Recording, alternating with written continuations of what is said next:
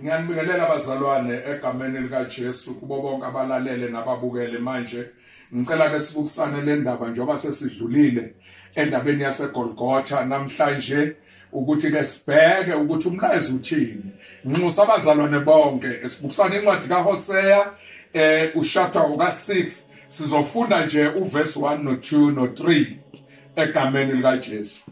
iBhayibheli lithi ke wozani sibuyele kuJehova ngokuba yena usidwengulile uyakusiphulukisa, usishayile uyakusibopha, uyakusiphilisa ngeinsuku ezimbili asivuse ngosuku lwesithathu siphile phambi kwakhe. Masimazi sijonge ukumazi uJehova, ukuphuma kwakhe kuqinisekile njengokusa, uyakufika kithi njengemvula yamuva enethisa umhlaba wonke. Ilo mlayezo enginawo wokunxusa bonke abantu ukuthi babuyele kuNkulunkulu, babuyele kuJehova. iBhayibheli lithi inkosi uJesu seyifile esiphambanweni, yehla yaya phansi emhlabathini, insuku ezintathu yavuka, yaphila, yahlala emhlabeni insuku cishe ezingamashumi 40, yabuyela phezulu ezulwini.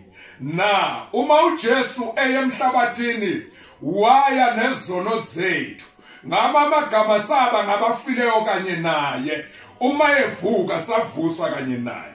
Umlayezo wasemandulo before Christ uthi asibuyele kuJehova. Lesi siprofito sivela engathithi sikhomba yena uJesu qobo.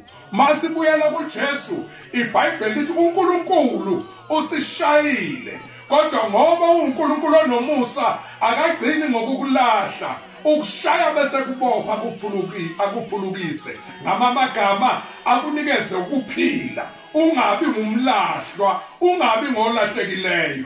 Uba iBhayibheli liqhubeka lithi ke uma ke sekwenzekile konke lokho, ukuze thina simjonge, simazi yena onamandla, siphile ngaye, siphile kuye.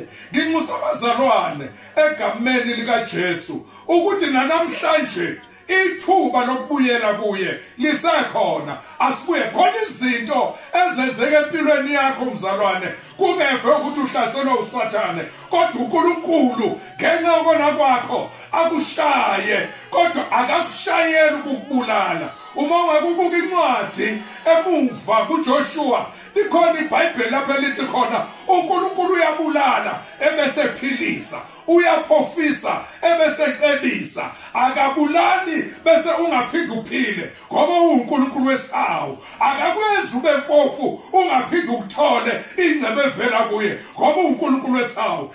Izwi namhlanje engilihlelela nani, engilishera nani sibabukele emakhaya, nani bazalwane, nani bantu bakaNkulunkulu, ngoba uNkulunkulu onisivula kwabalungile nabangalungile, uNkulunkulu oveza ilanga kwabalungile nabangalungile, ukuthi asibuyele kuye ongumnikazi wezinto, ngoba yena unamandla okusiphilisa, unamandla okusiphulukisa, unamandla ukuthi noma sishayekile kodwa bese sibopha egameni nasegazini lika Jesu. Ilo mlayezo engulethayo ukuthi kukhona isifo sikhona emhlabeni sihlasele abantu, banovalo bayatatazela, kodwa ngithi ibandla kaNkulunkulu alibe liqinile ukuthi uJehova unamandla okusiphulukisa. Uma singenile egazini lakhe sahlanzwa, sinamandla okuphila kulesi simo egameni lika Jesu. Umhlaba wonke siyawukhulekela, umhlaba wonke sikhulekela ukuthi